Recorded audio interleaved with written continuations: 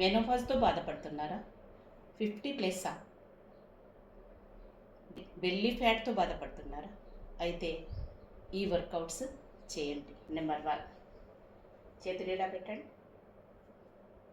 1 2 3 4 5 6 ఈ విధంగా ఒక 50 వరకు చేయండి. నెంబర్ 2, చేతులు ఇలా పెట్టండి.